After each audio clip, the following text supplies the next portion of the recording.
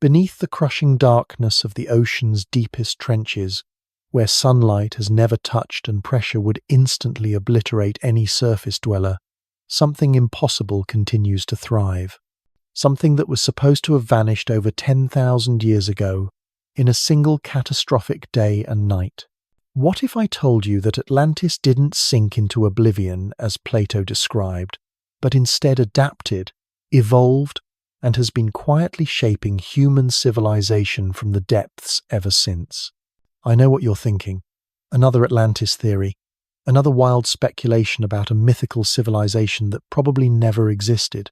But before you click away, let me ask you something. Have you ever wondered why humans, despite being land mammals, are inexplicably drawn to the ocean? Why our most advanced technologies seem to emerge in sudden leaps rather than gradual evolution? Why certain architectural marvels appear across disconnected ancient civilizations with no apparent means of communication between them? Tonight, we're going to explore a possibility that will fundamentally change how you see our world. Not just the romantic notion of a lost city beneath the waves, but the terrifying and fascinating prospect that this advanced civilization never truly died, that they've been watching, learning, and yes, influencing human development from their deep ocean sanctuaries for millennia. My name is James, and for the past 3 years I've been researching anomalies in oceanographic data, unexplained technological leaps in human history, and patterns in ancient texts that mainstream archaeology prefers to ignore. What I've discovered has kept me awake at night, staring at sonar readings and ancient maps, trying to piece together a puzzle that spans continents and centuries. This isn't going to be your typical exploration of Atlantean mythology. We're going to examine real evidence, documented phenomena, and connections that reach into the very foundations of human civilization. By the end of this investigation, you'll never look at the ocean the same way again. You'll question whether humanity's greatest achievements were truly our own, or whether we've been guided by intelligences that retreated beneath the waves when the last ice age ended, but happened that day when Atlantis supposedly first. We need to understand what really vanished forever. Picture this. It's approximately 9,600 BCE. The world is emerging from the last ice age. Sea levels are rising rapidly, and coastal civilizations are scrambling to adapt. According to Plato's account, Atlantis was a maritime empire unlike anything the world had ever seen. They possessed technology that wouldn't be matched for thousands of years, if ever. They had mastered metallurgy, engineering, and navigation to degrees that seem impossible for their time period. Then, in a single day and night, it was gone, swallowed by earthquakes and floods, disappearing beneath the Atlantic Ocean as if it had never existed. But here's where the traditional narrative falls apart. Plato's account, detailed as it is, reads less like mythology and more like a historical report. He provides specific dates, geographic references, and technological descriptions that align remarkably well with what we now know about advanced prehistoric civilizations. More importantly, he presents it not as a fable, but as historical fact passed down through Egyptian priests. Now, conventional wisdom tells us that if Atlantis existed, it's gone, destroyed completely, case closed. But what if that's exactly what they wanted us to think? Consider this. If you were an advanced civilization facing a global cataclysm, what would be your primary concern? Preservation. Not just of your people, but of your knowledge, your technology, your entire way of life. The surface world was becoming increasingly unstable, prone to flooding, climate shifts, and the chaos that comes with rapidly changing environmental conditions. But the deep ocean is stable, consistent, protected from surface catastrophes. If you possessed advanced technology, if you understood engineering at levels that wouldn't be rediscovered for millennia, wouldn't the logical choice be to go down rather than try to stay up? This is where things get interesting, because when we start looking at the timeline of human development after the supposed destruction of Atlantis, we see something peculiar. Sudden bursts of technological and cultural advancement that seem to come out of nowhere. Around 8000 BCE, just 1500 years after Atlantis allegedly vanished, we see the emergence of sophisticated agricultural techniques across multiple continents simultaneously. Civilizations that had no contact with each other suddenly developed similar farming methods, irrigation systems, and crop selection strategies. This isn't gradual evolution, it's coordinated development. By 4000 BCE, we're seeing massive stone structures being erected with precision that challenges our understanding of ancient capabilities. The Great Pyramid of Giza, Stonehenge, the megalithic temples of Malta, these aren't just impressive buildings. They're engineering marvels that required mathematical knowledge, astronomical understanding, and construction techniques that supposedly weren't available to these civilizations. But here's what's really fascinating. Many of these ancient sites share something in common. They're positioned near large bodies of water, and they incorporate sophisticated drainage systems, water management, and in some cases, what appear to be underwater access points. Take the Yonaguni Monument off the coast of Japan. This massive stone structure, discovered in the 1980 seconds, sits on the ocean floor and displays clear evidence of artificial construction. Perfectly carved steps, right angles, and geometric patterns that nature simply doesn't create. Mainstream archaeology insists it's a natural formation, but independent analysis suggests otherwise. Or consider the underwater structures discovered off the coast of Cuba in 2001. Sonar imaging revealed what appeared to be a massive city, complete with pyramids and circular structures sitting over 2,000 feet below the surface.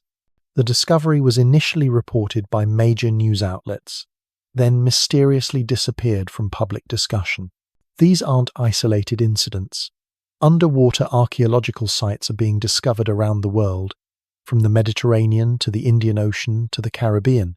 Each discovery is either dismissed, covered up, or explained away as natural formations or recent human activity. But what if they're not recent at all? What if these underwater structures are evidence of ongoing Atlantean civilization, proof that they didn't disappear but simply relocated to an environment where they could continue their development undisturbed? This brings us to one of the most compelling aspects of the surviving Atlantis theory, the influence factor.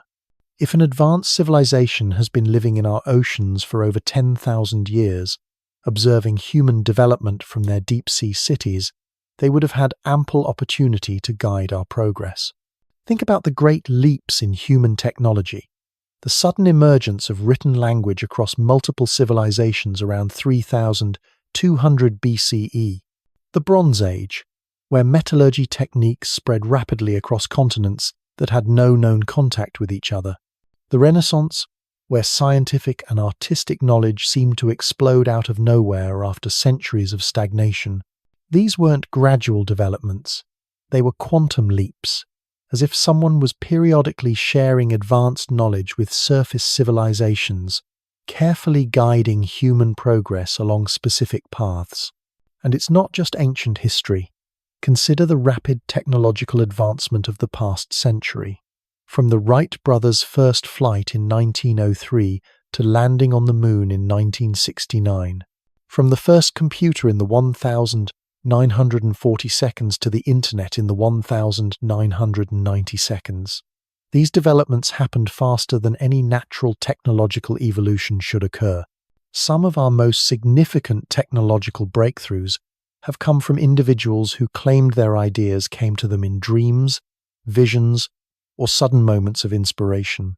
Tesla's alternating current system, Einstein's theory of relativity, the structure of DNA, the integrated circuit.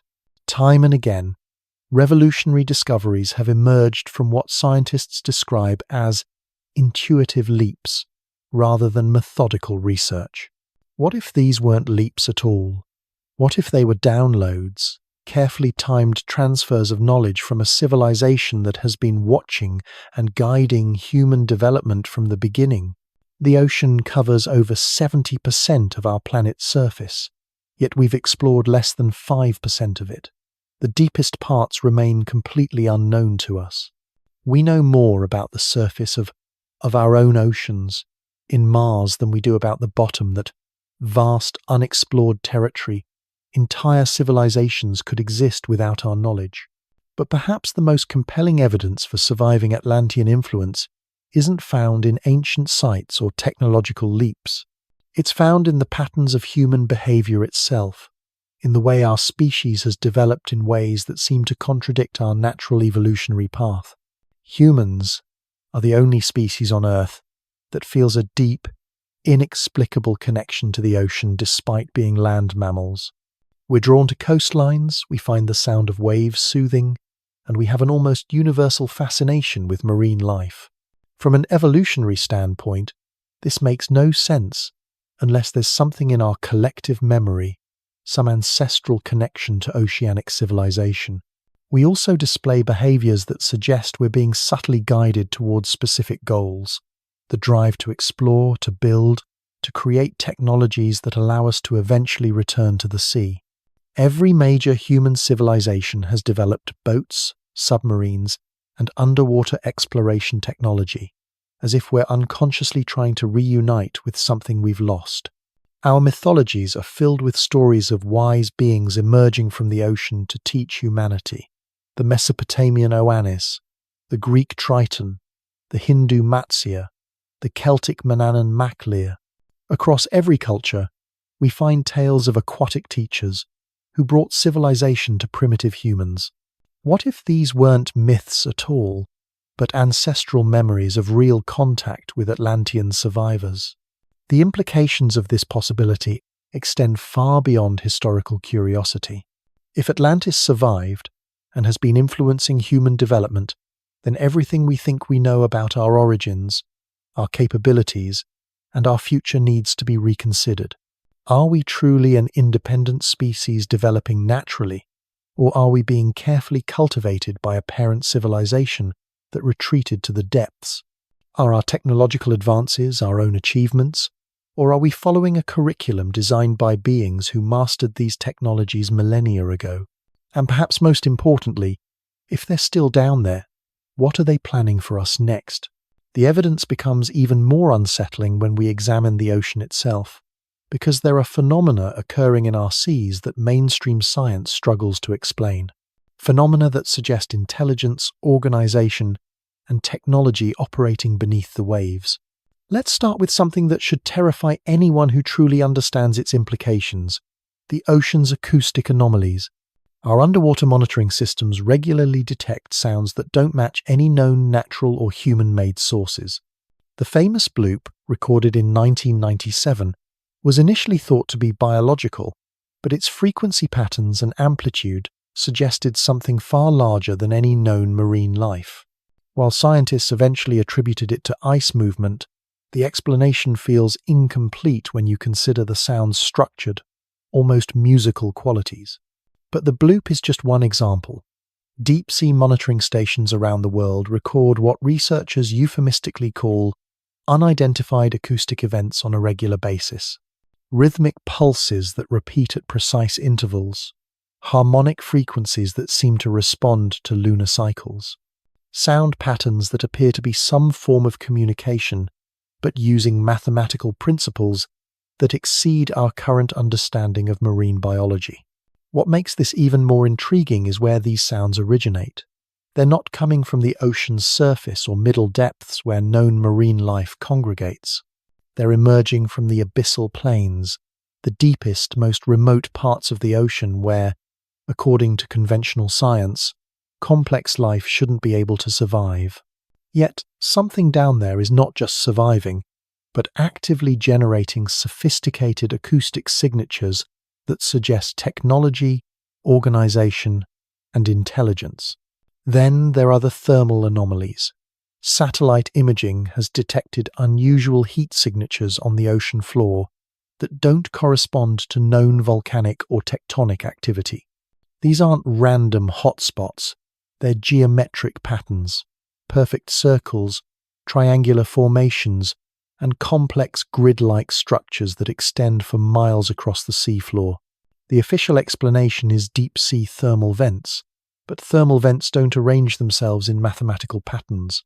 They don't pulse in coordinated sequences, and they certainly don't respond to surface activity the way these anomalies seem to. Because here's what's really unsettling. These thermal signatures intensify during periods of significant human technological development. The heat patterns became more active during the Industrial Revolution, spiked during both world wars, and showed unprecedented activity levels during the space race and the development of the Internet. It's as if something beneath the ocean is responding to, or perhaps even directing, major leaps in human progress. But perhaps the most compelling evidence comes from an unexpected source: marine life behavior. Over the past several decades, researchers have documented increasingly organized patterns in ocean wildlife that suggest external guidance. Whale migration routes have been changing in ways that don't correspond to climate shifts or food availability. Instead, they're forming complex geometric patterns that span entire ocean basins. Dolphin pods have been observed engaging in synchronized behaviors that serve no apparent biological purpose, but create intricate formations visible from satellite imagery. Most remarkably, deep-sea creatures that should have no awareness of surface conditions have been displaying coordinated responses to human activities. When major shipping routes change, abyssal fish populations adjust their territories accordingly.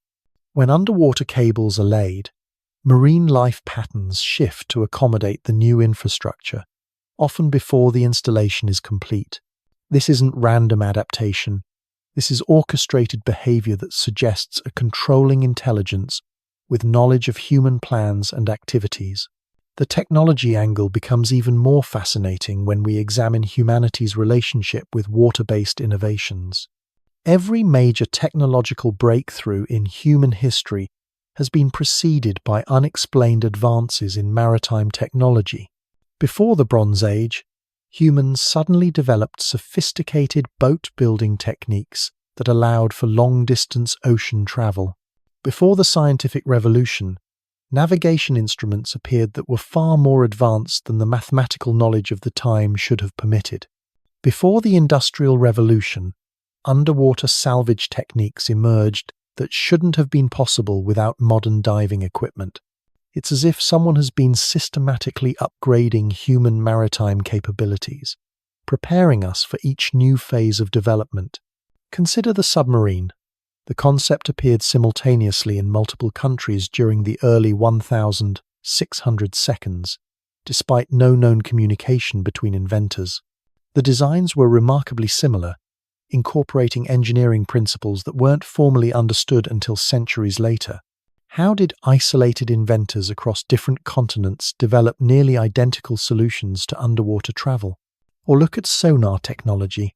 While we credit its development to World War-era research, the basic principles appeared in various forms throughout history, often described by individuals who had no formal training in acoustics or underwater physics. They claimed the knowledge came to them in dreams or sudden inspiration. The same pattern repeats with underwater photography, deep-sea diving equipment, and ocean exploration vehicles. Revolutionary technologies appearing suddenly, often to multiple inventors simultaneously, incorporating knowledge that exceeds the supposed scientific understanding of the time. But the influence extends beyond technology into the realm of human consciousness itself. Throughout history, coastal civilizations have displayed characteristics that inland populations lack: enhanced spatial reasoning, advanced mathematical understanding, and intuitive grasp of complex engineering principles. The ancient Greeks, despite being primarily a maritime culture, developed geometry and physics concepts that wouldn't be formally proven until the modern era. The Phoenicians created navigation techniques that rival GPS in accuracy, using methods that modern sailors struggle to replicate. The Polynesians traversed thousands of miles of open ocean with precision that defies explanation, reading wave patterns and celestial movements in ways that suggest access to advanced oceanographic knowledge. These weren't gradual developments learned through trial and error. They were sophisticated systems that appeared fully formed, as if downloaded directly into human consciousness. Modern neuroscience has discovered something equally intriguing. Humans exposed to certain underwater environments show increased activity in brain regions associated with enhanced cognitive function. Deep-sea divers report experiencing moments of extraordinary clarity and problem-solving ability while at depth. Submarine crews often describe collective insights that lead to technological breakthroughs. There's something about the deep ocean environment that activates dormant human capabilities, as if we're designed to interface with underwater conditions in ways that unlock hidden potential. This brings us to one of the most disturbing aspects of the surviving Atlantis theory, the possibility that human civilization isn't developing naturally, but following a predetermined path. If you examine the trajectory of human progress, certain patterns emerge that suggest external guidance. We develop technologies in a specific sequence: agriculture, metallurgy, writing, navigation, engineering, electricity, electronics, space travel, and now artificial intelligence. Each phase builds on the previous one, creating a clear progression toward what appears to be a specific goal: the ability to explore and eventually inhabit the deep ocean. Our current technological development is leading us inexorably toward advanced underwater capabilities. We're creating pressure-resistant materials, developing underwater cities, building submarines that can reach the deepest ocean trenches, and designing life support systems for extreme aquatic environments. It's as if we're being guided toward rejoining something in the depths, preparing for a reunion with a parent civilization that has been patiently waiting for us to develop the technology necessary for contact. But here's what keeps me awake at night. What happens when we finally develop the capability to explore the deep ocean thoroughly? What happens when our technology becomes advanced enough to detect and interact with whatever is down there? Because if Atlantis survived, if they've been guiding human development for over 10,000 years, then they've been preparing for something. They've been working toward a specific outcome that requires human civilization to reach a particular level of technological and social development. The question isn't whether they're still down there. The evidence suggests they are. The question is what they want from us, and whether humanity is ready for what comes next. The timeline of human development reveals another disturbing pattern when examined through the lens of oceanic influence. Every major evolutionary leap in human civilization coincides with unexplained changes in ocean behavior. During the Neolithic Revolution, when humans first began developing agriculture around 10,000 BCE, ocean currents shifted in ways that don't align with known climate patterns. These changes created new coastal environments perfectly suited for the development of farming communities. The timing is too precise to be coincidental. The Bronze Age emergence around 3200 BCE corresponds with documented changes in deep-sea mineral deposits. Copper and tin became more accessible in coastal regions, as if the ocean floor was being systematically mined and processed. Ancient mining sites show evidence of extraction techniques that exceed the capabilities of Bronze Age technology, yet mainstream archaeology attributes these to natural erosion. But it's the pattern of knowledge transfer that reveals the true scope of Atlantean influence. Throughout history, revolutionary ideas have emerged simultaneously in disconnected civilizations, always near major bodies of water. The invention of the wheel appeared independently in Mesopotamia, Central America, and Eastern Europe within centuries of each other, despite no known contact between these regions. All three locations were coastal or river-based civilizations with deep water access. Mathematical concepts like zero, infinity, and complex geometric principles emerged in India, Maya civilization, and ancient Greece during overlapping time periods. Each culture developed these abstract concepts through different methodologies, yet arrived at identical conclusions. The common factor: all were maritime civilizations with advanced ocean-going capabilities. Written language systems developed independently across 6 different regions between 3200 and 1200 BCE. Mesopotamian cuneiform, Egyptian hieroglyphs, Indus Valley script, Chinese characters, Maya glyphs, and Phoenician alphabet. Each system used different symbols and structures, but incorporated identical linguistic principles that suggest a common source of inspiration. This isn't cultural diffusion through trade or migration. This is simultaneous downloading of identical information to multiple disconnected human populations. The only logical explanation is an external source with the capability to communicate across vast distances and influence human consciousness directly. Modern examples make this pattern even more apparent. The development of television technology occurred simultaneously in multiple countries during the 1920 seconds, with inventors claiming identical inspiration sources. Radio communication emerged independently across 3 continents within a 5-year period. The integrated circuit was developed simultaneously by 2 different researchers who had never communicated with each other.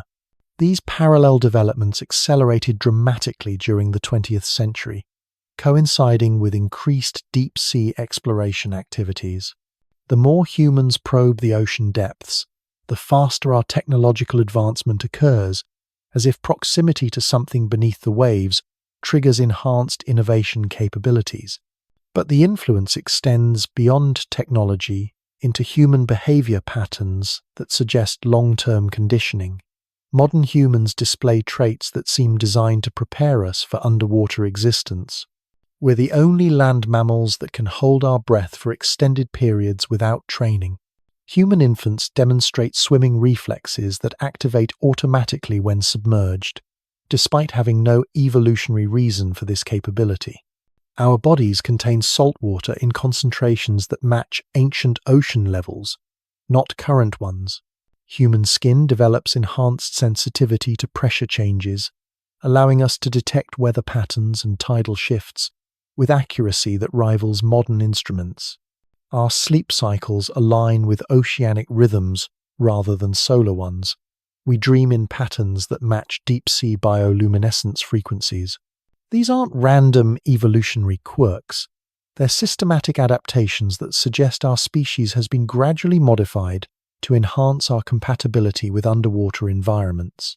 The psychological aspect becomes even more unsettling when you examine human responses to deep water environments. Individuals exposed to high-pressure underwater conditions report experiencing what researchers call rapture of the deep, but the symptoms don't match nitrogen narcosis as traditionally understood. Instead, subjects describe enhanced cognitive abilities, access to information they shouldn't possess, and communication with intelligences that feel familiar, yet foreign. These experiences occur at depths where human consciousness should be impaired, not enhanced. Deep-sea researchers consistently report phenomena that suggest directed contact, equipment malfunctions that create specific patterns rather than random failures, sonar readings that show geometric formations approaching research vessels before disappearing, hydrophone recordings that capture what sounds like structured communication in frequencies that match human brainwave patterns. Most tellingly, researchers working at extreme depths often return with knowledge they can't explain, engineering solutions for problems they weren't attempting to solve, mathematical formulas that prove correct despite having no memory of deriving them, technological innovations that seem to download directly into their consciousness during deep water exposure. The military applications of these phenomena haven't gone unnoticed.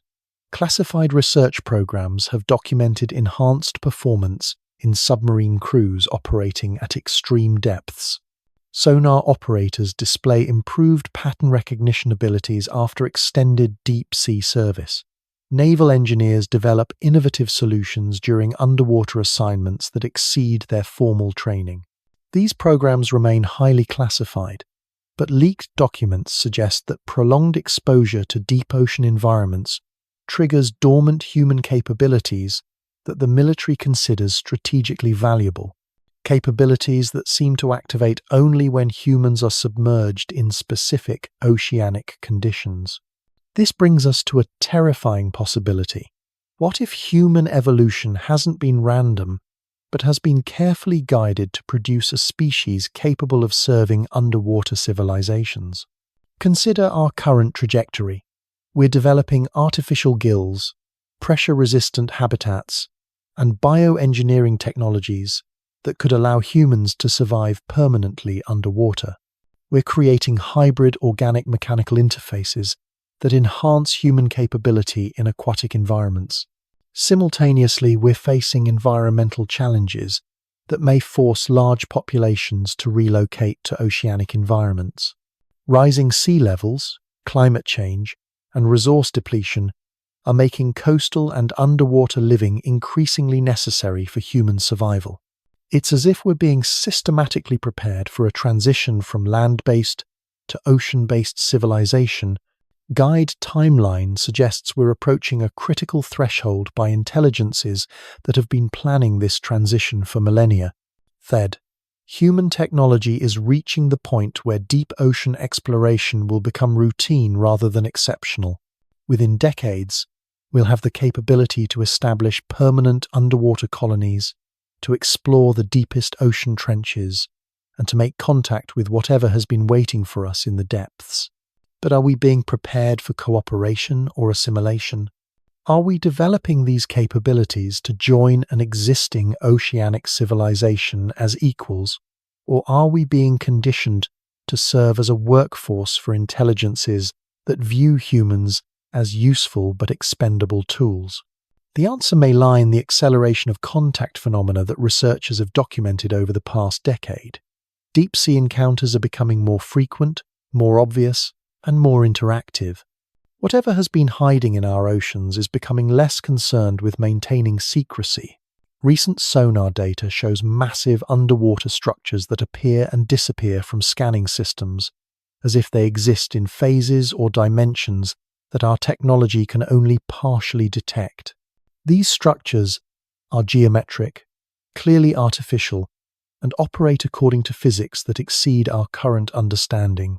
Marine life patterns have shifted dramatically, forming configurations that serve no biological purpose but create clear messages visible from satellites. Whale songs have incorporated new frequencies that match human communication patterns. Dolphin pods have begun approaching human settlements with what appears to be deliberate intent rather than natural curiosity. The ocean itself seems to be preparing for something. Deep-sea thermal activity has increased exponentially, creating new underwater landscapes that appear designed for habitation. Ocean chemistry is shifting in ways that would make underwater breathing more feasible for modified human physiology. We're witnessing the final phase of a process that began over 10,000 years ago, when Atlantis first retreated beneath the waves. They didn't disappear.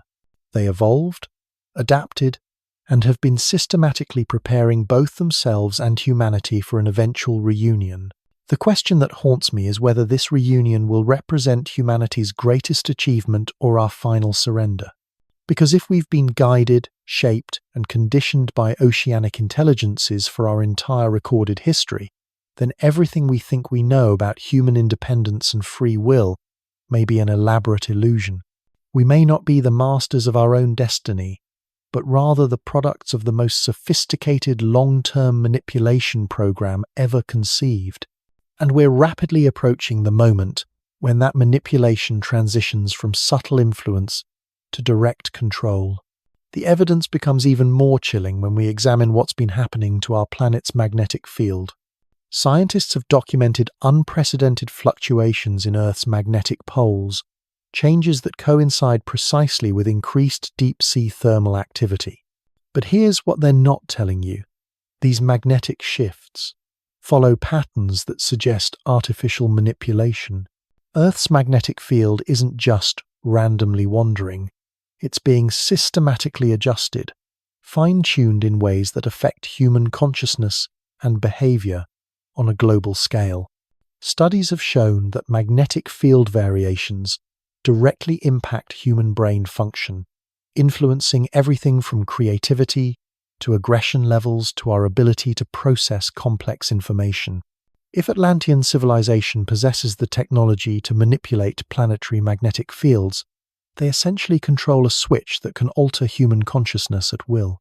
They can make us more receptive to new ideas during periods of technological advancement, more compliant during times of social change, or more aggressive when conflict serves their purposes. The timing of major historical events aligns perfectly with documented magnetic field anomalies. The Renaissance period, the Age of Exploration, the Industrial Revolution, both world wars, the space race, the digital revolution. Each of these transformative periods in human history corresponds with specific magnetic field configurations that enhanced the human traits necessary for those developments. We're not just being influenced through direct contact or technological downloads, we're being controlled through manipulation of the very forces that govern human consciousness itself. This level of control becomes even more apparent when you examine the locations where human civilization has flourished. Every major cultural center throughout history has been positioned at specific magnetic convergence points where Earth's field creates optimal conditions for enhanced human cognitive function. Ancient Athens, Rome, Alexandria, Baghdad, Florence, London, New York. These aren't random locations where civilization happened to develop. They're carefully selected sites where magnetic field conditions naturally amplify human intelligence and creativity. Sites that were likely chosen by intelligences with detailed knowledge of how Earth's magnetic properties affect human brain function. But the manipulation extends beyond consciousness into the realm of human genetics itself. Recent advances in DNA analysis have revealed something that challenges everything we thought we knew about human evolution. Humans possess genetic sequences that don't exist in any other terrestrial species, sequences that appear to be artificially inserted rather than naturally evolved.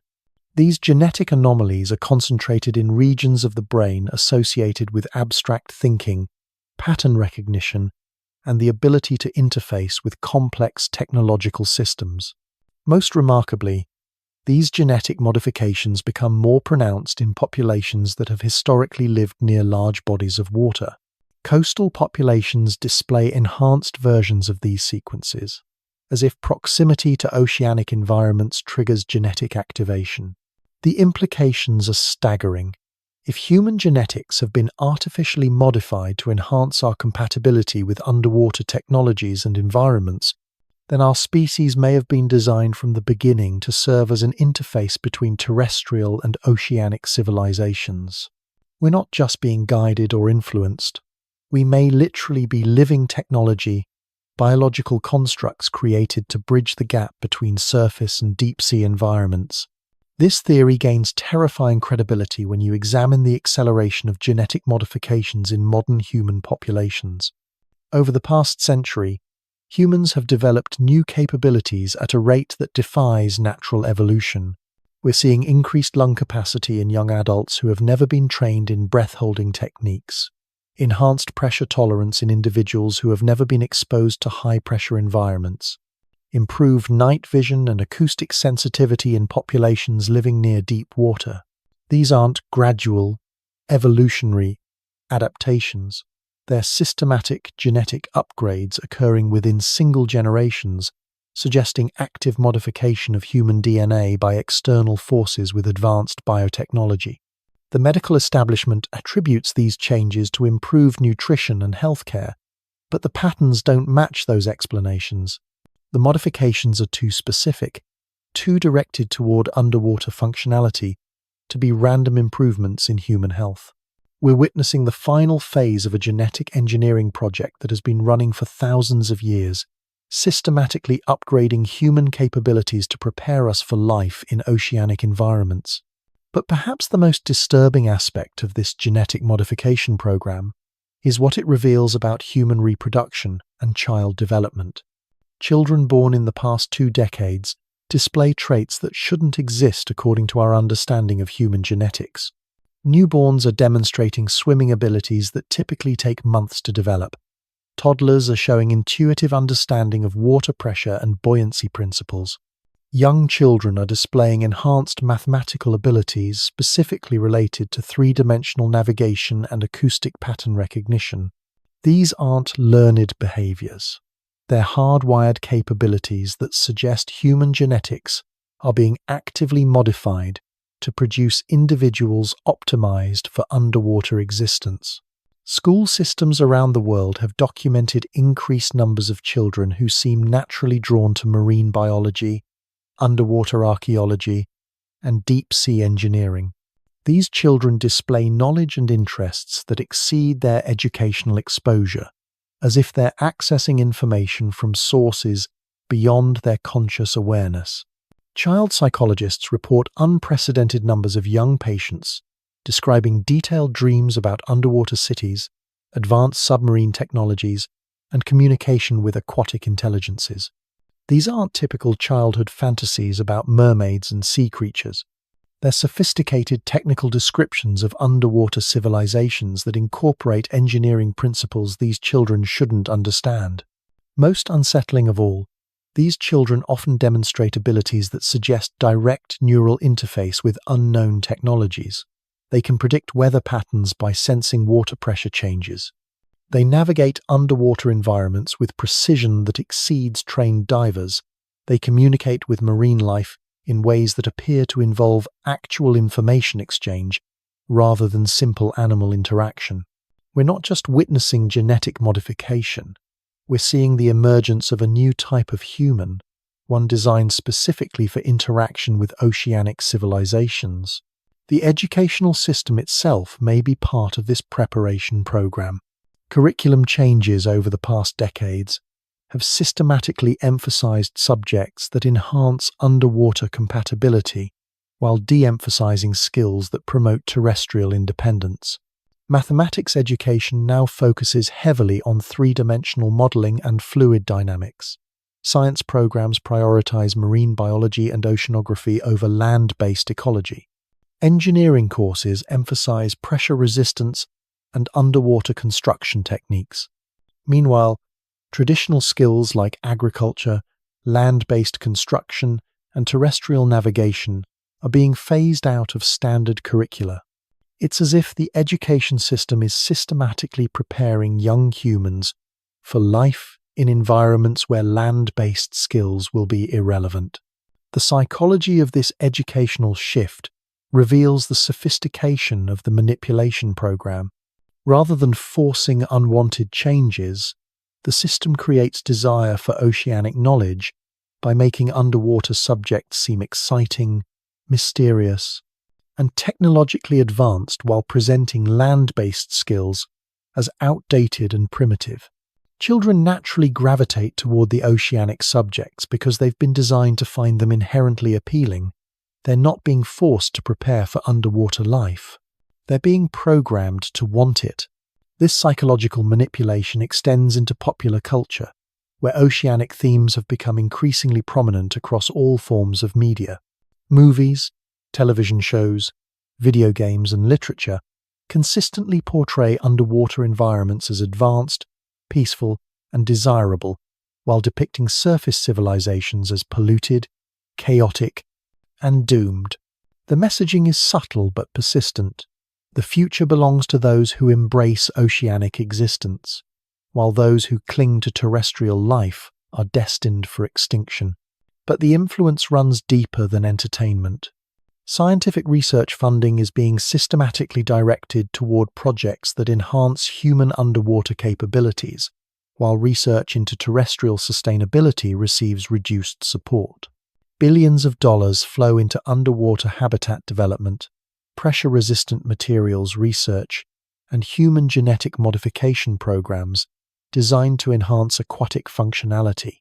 Meanwhile, projects focused on restoring terrestrial environments or developing sustainable land-based technologies struggle for funding. The resource allocation suggests that powerful interests have already decided humanity's future lies beneath the waves, and they're systematically dismantling our connection to terrestrial existence while building the infrastructure for mass oceanic migration. Corporate research and development follows the same pattern.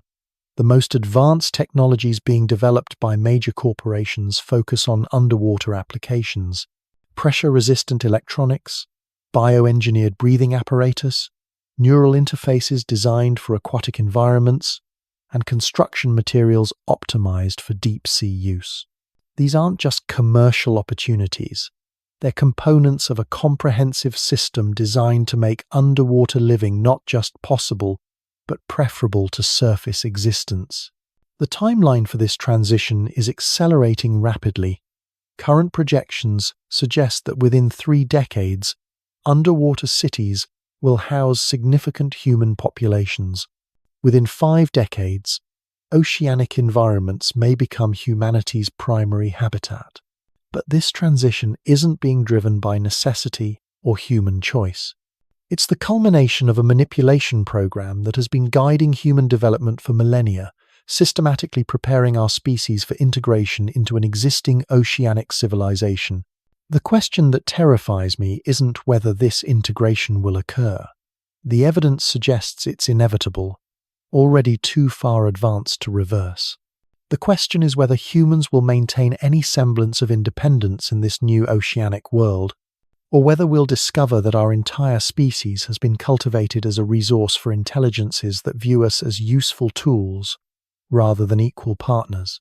Because if Atlantis never truly fell, if they've been orchestrating human development from the depths for over 10,000 years, then everything we believe about human achievement, human progress, and human destiny may be nothing more than the final chapter in the most sophisticated domestication program ever conceived. And we're about to find out what happens when that program reaches completion. The signs are accelerating now, becoming impossible to ignore for those who know what to look for. Deep-sea monitoring stations are recording acoustic patterns that suggest massive construction projects occurring on the ocean floor. Satellite imagery shows geometric formations appearing overnight in previously empty oceanic regions. Marine life is exhibiting coordinated behaviors that serve no biological purpose, but create clear navigational markers for approaching vessels. Most tellingly, human behavior is shifting in ways that suggest we're being prepared for imminent contact. Dreams of underwater cities are becoming so common that psychologists have identified them as a new category of collective unconscious experience. Children are developing swimming abilities and water-breathing techniques that exceed anything in recorded human capability. Adults are reporting irresistible urges to relocate to coastal areas, even when it makes no economic or practical sense. We're witnessing the final phase of humanity's longest and most sophisticated manipulation program. The question isn't whether contact with oceanic civilization will occur, but whether humanity will recognize the true nature of that contact when it finally happens. Because if we've been guided, shaped, and prepared by oceanic intelligences for our entire recorded history, then the moment of reunion may not feel like first contact at all. It may feel like coming home to a place we never knew we'd left, to intelligences we never realized we'd been serving all along. The acceleration isn't limited to construction and behavioral changes. Something far more fundamental is shifting in the relationship between humanity and the ocean itself. Reports are flooding in from research stations worldwide about phenomena that challenge our basic understanding of physics and biology. Deep-sea pressure sensors are detecting what can only be described as breathing patterns in the ocean floor itself.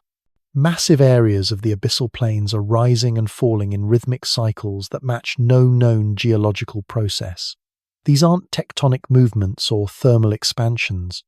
They're coordinated, purposeful motions that suggest the ocean floor has become somehow alive, or perhaps has always been alive, and we're only now developing the technology sensitive enough to detect it. Marine biologists are documenting unprecedented changes in ocean ecosystems that seem to be preparing for something. Coral reefs are growing in geometric patterns that serve no evolutionary purpose but create perfect foundations for large-scale construction. Deep-sea organisms are migrating to form living infrastructure, building biological networks that span ocean basins. Fish populations are organizing into formations that look suspiciously like welcoming committees. But it's the changes in ocean chemistry that should concern us most. The water itself is becoming more hospitable to human physiology. Oxygen levels in deep-sea environments are increasing in ways that don't align with any known biological or chemical processes. Salt concentrations are shifting to match human blood chemistry. Temperature gradients are stabilizing at levels that would allow for comfortable human habitation without technological assistance. The ocean is literally transforming itself into an environment where humans can survive, even thrive, without the bulky life support systems we've always assumed would be necessary for underwater living. This transformation is happening too quickly and too systematically to be natural. Something with advanced knowledge of human physiology is actively modifying oceanic conditions to accommodate our biological requirements. The ocean isn't just becoming more hospitable to humans by accident, it's being deliberately prepared for mass human habitation. Underwater archaeologists working at recently discovered sites report finding chambers that seem designed for air-breathing creatures, despite being located at depths where air pockets shouldn't exist. These chambers maintain perfect atmospheric pressure and contain oxygen concentrations that would sustain human life indefinitely. They're not ancient ruins gradually filling with water. They're newly constructed facilities, built specifically for human occupation. Construction crews working on offshore projects describe encountering materials that shouldn't exist, metal alloys with properties that exceed anything in our periodic table, crystalline structures that generate their own energy and maintain perfect structural integrity under crushing deep-sea pressures, building techniques that allow for rapid assembly of massive structures using principles that our engineers can observe but not replicate. These materials aren't being manufactured by human technology. They're appearing at construction sites as if delivered by invisible supply chains operated by civilizations with capabilities far beyond our own.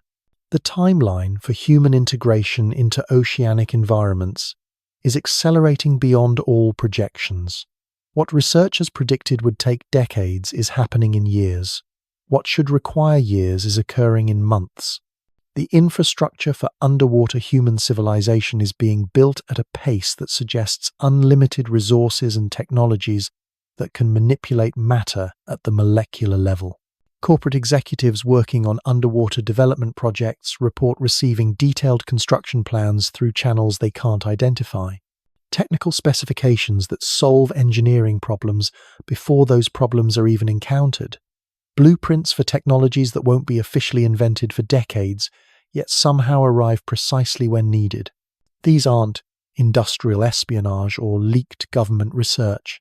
They're information downloads from sources that possess comprehensive knowledge of human needs and capabilities, combined with engineering expertise that vastly exceeds our current technological understanding. The military implications haven't gone unnoticed by defense establishments worldwide. Classified reports describe encounters with underwater vessels that demonstrate capabilities beyond any known human technology. These craft move through water as easily as aircraft move through air, generate no detectable propulsion signatures, and seem immune to the pressure and temperature extremes that would destroy conventional submarines. Naval forces have documented attempts to intercept or communicate with these vessels, but the encounters follow a consistent pattern. The craft allow themselves to be detected, permit observation from a safe distance, then disappear using methods that suggest they can phase in and out of our physical reality at will. These aren't threatening gestures or hostile actions.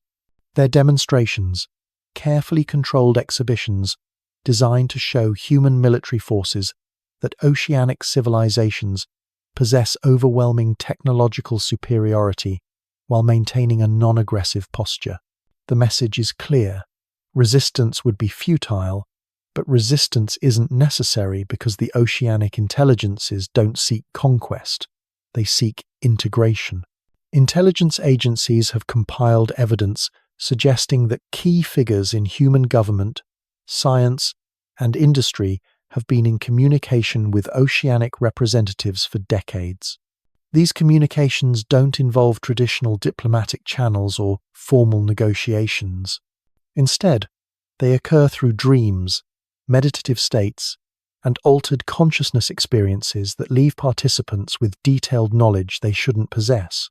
Political leaders make policy decisions that benefit oceanic development projects without understanding why those decisions seem so obviously correct. Scientists pursue research directions that lead inevitably toward underwater applications without remembering what inspired their initial interest.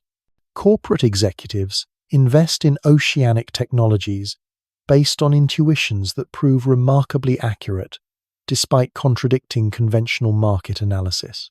The influence operates below the threshold of conscious awareness, but its effects are undeniably systematic and coordinated. Financial markets reflect this hidden influence through investment patterns that make no sense according to traditional economic analysis. Trillions of dollars flow toward oceanic development projects, while terrestrial industries receive reduced investment despite showing greater short-term profitability. Stock prices for underwater technology companies rise without corresponding increases in revenue or proven capabilities. Venture capital flows toward marine research projects that haven't demonstrated practical applications. Government contracts for oceanic exploration receive funding approval despite lacking clear objectives or measurable outcomes. The global economy is being systematically restructured to support massive underwater development, as if financial markets are responding to information that isn't available through conventional channels. Currency systems themselves are showing signs of preparation for oceanic economic integration. Digital payment platforms are incorporating features that would be necessary for underwater commerce, but serve no current purpose for surface-based transactions. Banking protocols are being modified to handle resource exchanges that don't match any known terrestrial economic models. These changes are being implemented by programmers and financial engineers who describe receiving inspiration for modifications they can't fully explain, solutions to problems they weren't consciously trying to solve. The entire human economic system is being quietly prepared for integration with oceanic civilizations that operate according to resource distribution methods far more advanced than our current monetary systems. Agricultural research is shifting focus toward food production methods that would be essential for underwater civilizations. Hydroponic systems, algae cultivation, and protein synthesis from marine sources are receiving massive research investment, while traditional farming receives reduced support. Food scientists are developing nutrition systems that would sustain human populations in oceanic environments where conventional agriculture is impossible. These aren't theoretical research projects exploring distant possibilities. They're practical development programs with implementation timelines suggesting imminent deployment. Genetic modification research is accelerating toward creating food sources that can thrive in underwater environments while providing optimal nutrition for human physiology that's been adapted for oceanic living. The global food system is being systematically prepared to support human populations that will be living permanently underwater within decades rather than centuries. Medical research follows the same pattern, with funding flowing toward treatments for conditions that don't currently affect humans, but would be relevant for populations living in high-pressure underwater environments. Pressure adaptation therapies, enhanced lung capacity treatments, and modifications to human physiology that would be necessary for oceanic living. Pharmaceutical companies are developing drugs for conditions that human doctors have never encountered, based on research data that seems to come from civilizations with extensive experience treating humans living in underwater environments. Medical schools are modifying curricula to include training for conditions and treatments that have no current terrestrial applications, but would be essential for doctors treating human populations in oceanic settlements. The entire medical establishment is preparing to treat human populations living in environments where humans have never lived before, based on knowledge that seems to come from sources with extensive experience in underwater human medicine. Transportation infrastructure is being modified to support movement between surface and underwater environments. Port facilities worldwide are incorporating features designed for vessels that don't match any current naval architecture. Loading systems that can handle cargo transfers at depths where conventional equipment couldn't function. Communication arrays designed for frequencies that would be necessary for surface-to-depth coordination. Airport construction projects include underwater approach systems that serve no current purpose, but would be essential if aircraft needed to transition between air and underwater travel. Rail systems are incorporating tunnel segments that extend below sea level without connecting to any current destinations. The global transportation network is being prepared for integration with underwater civilizations that possess travel technologies far beyond current human capabilities. Educational institutions are implementing curriculum changes that prepare students for careers that don't currently exist, but would be essential in underwater civilizations. Marine engineering programs that teach construction techniques for environments humans have never built in. Communication systems designed for underwater networks that operate on principles not found in current technology textbooks. Students report receiving training for jobs they can't fully understand, using equipment that hasn't been officially invented, preparing for work environments that match no current human settlements. The educational system is producing graduates with skills specifically designed for integration into oceanic civilizations, despite those civilizations having no official existence in human records. Religious and spiritual movements worldwide are incorporating themes that prepare human consciousness for oceanic integration, meditation techniques that enhance underwater awareness, spiritual practices that promote communication with aquatic intelligences, theological frameworks that present oceanic existence as humanity's natural destiny. These aren't traditional religious teachings adapted for modern concerns. They're entirely new spiritual movements that seem designed to make oceanic integration feel like spiritual fulfillment rather than technological subjugation. The human psyche is being systematically prepared to embrace underwater existence as a return to our true nature rather than an abandonment of terrestrial life. Art, literature, and entertainment continue to reinforce these themes with increasing intensity. Every medium of human creative expression now consistently portrays oceanic environments as advanced, peaceful, and desirable, while depicting surface civilizations as primitive, violent, and unsustainable. The cultural programming is so thorough and consistent that most humans now unconsciously assume oceanic living represents evolution and progress, while terrestrial existence seems regressive and doomed. Children growing up in this cultural environment naturally desire oceanic integration because every influence in their environment presents it as humanity's obvious and desirable future.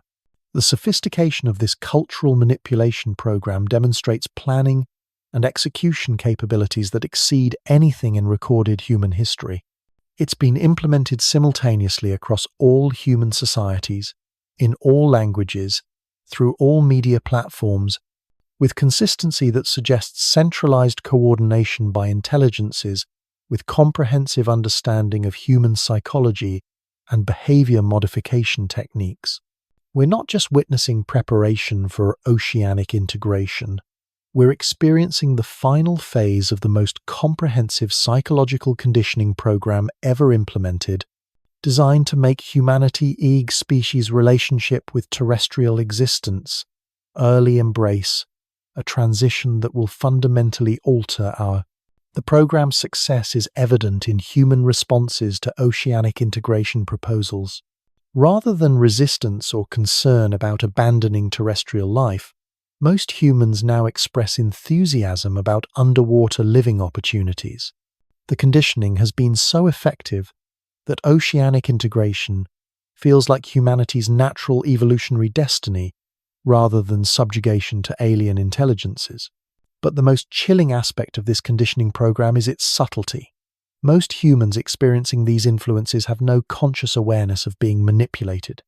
The desires for oceanic integration feel entirely natural and self-generated. We're not being forced into underwater existence through coercion or threat. We're being programmed to want it, to choose it voluntarily, to embrace it as our own decision. The oceanic intelligences haven't conquered humanity through force. They've achieved something far more complete. They've made us complicit in our own transformation. The speed at which this transformation is occurring should alarm anyone paying attention to the timeline. What took millennia to establish is now being implemented in decades. The careful, gradual conditioning that shaped human civilization over thousands of years has accelerated into an urgent, almost desperate push toward completion. Why the sudden rush? What has changed that requires this ancient plan to reach fruition within our lifetimes, rather than over several more generations? The answer may lie in environmental data that suggests our planet is approaching a crisis point that even oceanic civilizations cannot ignore.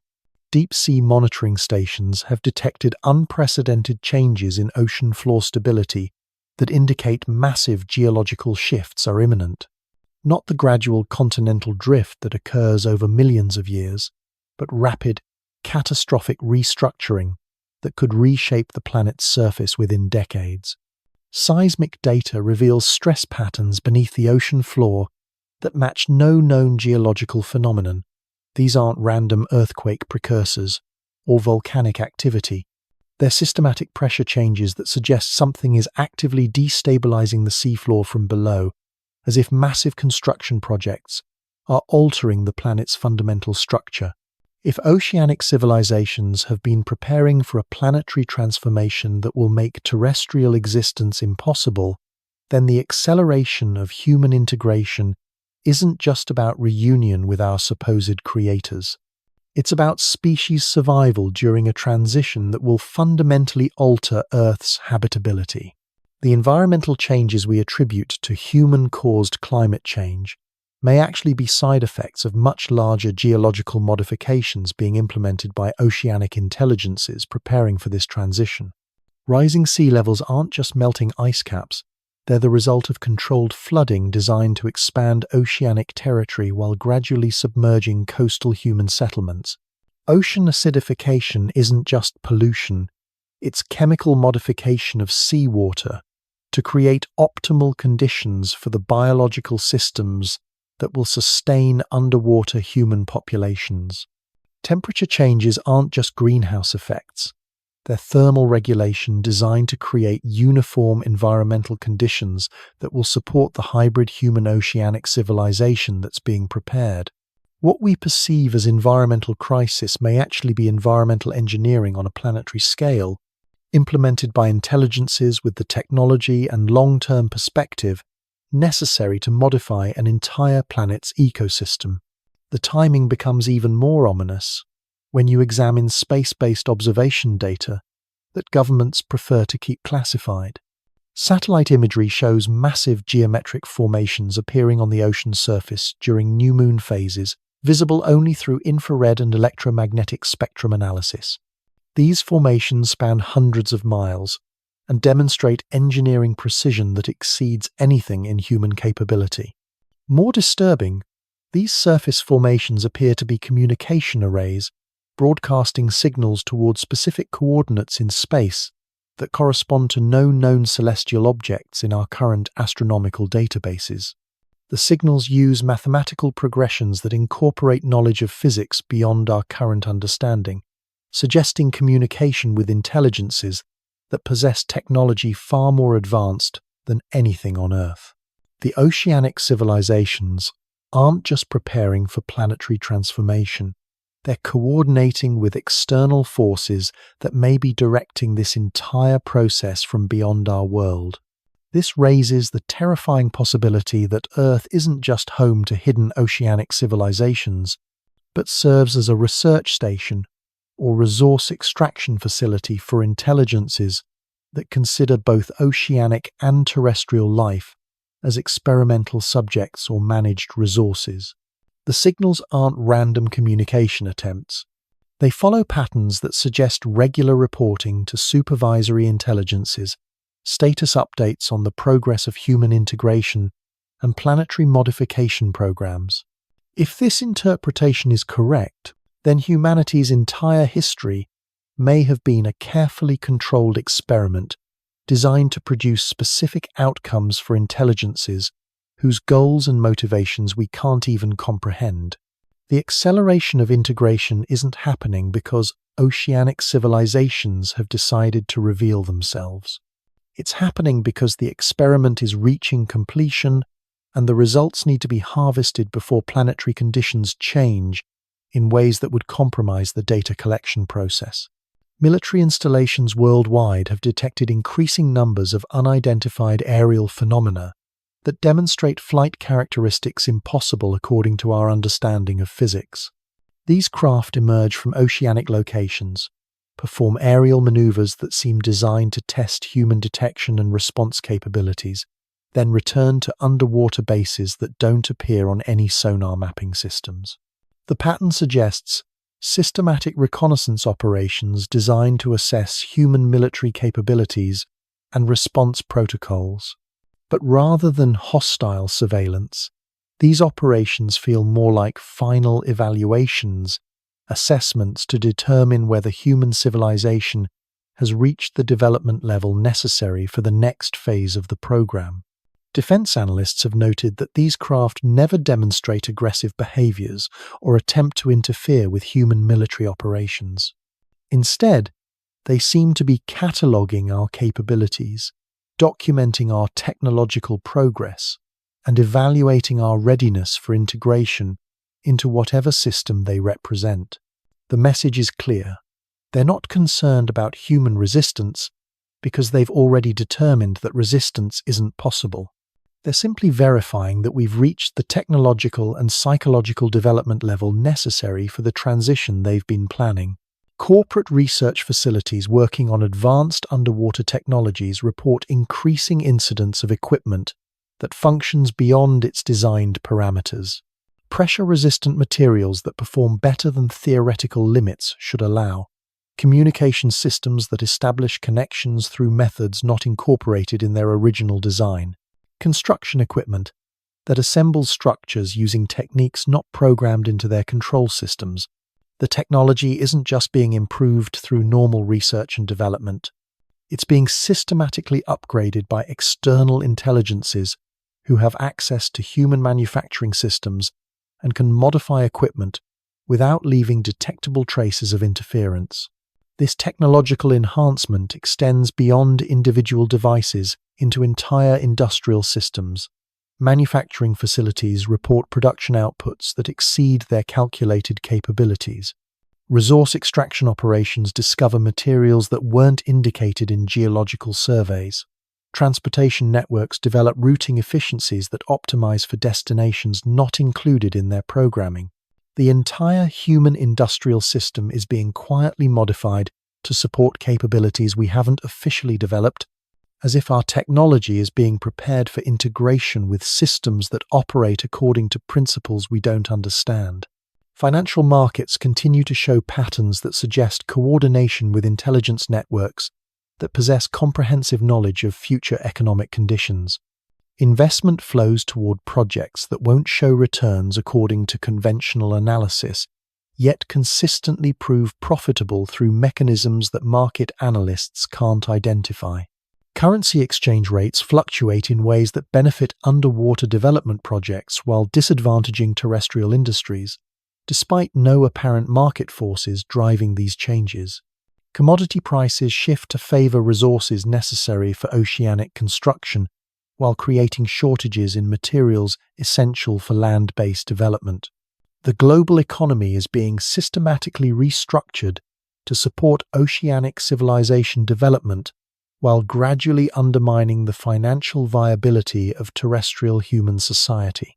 This economic manipulation extends into government budget allocations, where funding flows toward oceanic research and development projects that serve no clear national interests, while essential terrestrial infrastructure receives reduced investment. Political leaders approve these budget modifications without apparent awareness of the contradiction between their stated priorities and their actual spending decisions. The influence operates at levels of government decision-making that suggest access to political leadership through methods that bypass normal diplomatic and advisory channels. Educational systems worldwide report students demonstrating knowledge and capabilities that exceed their official curriculum exposure. Children solving complex engineering problems related to underwater construction without receiving relevant training. Teenagers developing intuitive understanding of pressure dynamics and fluid mechanics that typically requires advanced study. Most remarkably, these enhanced capabilities appear selectively in students who show aptitude for oceanic-related subjects, while remaining absent in those focused on terrestrial disciplines. The educational system isn't just being modified to support oceanic integration. It's being used as a testing ground to identify individuals with natural compatibility for underwater civilizations, sorting human populations based on criteria that serve oceanic rather than human interests. Medical research facilities document physiological changes in human populations that accelerate far beyond normal evolutionary timescales. Enhanced lung capacity, improved pressure tolerance, modified blood chemistry that functions more efficiently in high-pressure environments. These changes occur most prominently in individuals living near coastal areas or working in marine-related industries, suggesting that proximity to oceanic environments triggers genetic modifications that prepare humans for underwater existence. The human species isn't just being culturally conditioned for oceanic integration, we're being biologically modified to ensure our physiology can survive the transition from terrestrial to underwater existence. But the most unsettling aspect of these modifications is their irreversibility. Individuals who develop enhanced oceanic compatibility lose their ability to function optimally in terrestrial environments. They require higher humidity levels, show increased sensitivity to atmospheric pressure changes, and demonstrate reduced stamina in low-pressure situations. The biological modifications aren't creating humans who can function equally well in both environments. They're creating humans who require oceanic conditions for optimal health and performance. We're not being prepared for a choice between terrestrial and oceanic existence. We're being systematically adapted to a future where oceanic existence is our only viable option. The acceleration of all these programs suggests we're approaching a point of no return where reversal becomes impossible even if we recognized the manipulation and chose to resist it. The modifications to human biology, consciousness, technology, and social systems have reached a level of integration that makes separation from oceanic influence increasingly difficult. Children born today will mature in a world where oceanic integration feels natural and inevitable. They'll possess genetic modifications that make underwater existence comfortable and terrestrial life suboptimal. They'll receive education that prepares them for careers that exist only in oceanic civilizations. They'll grow up in cultures that present underwater living as humanity's destiny. By the time they reach adulthood, the choice between oceanic integration and terrestrial independence will have already been made for them through modifications they had no opportunity to consent to or refuse.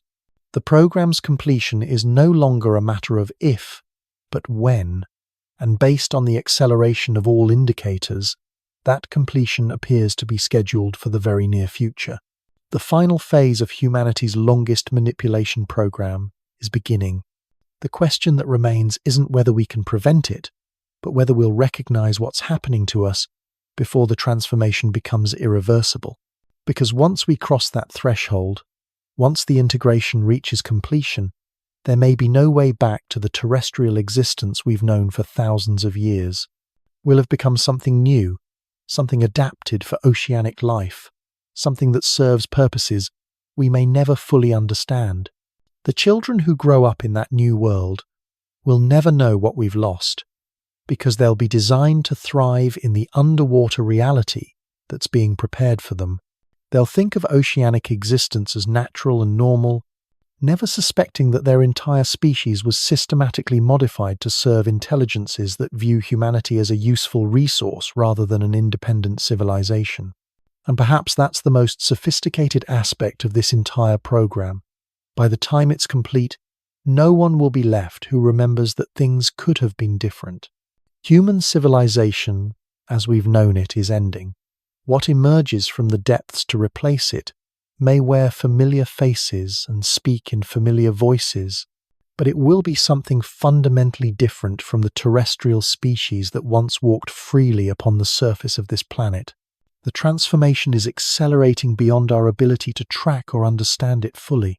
Each day brings new evidence that we're living through the final phase of the most comprehensive species modification program ever conceived.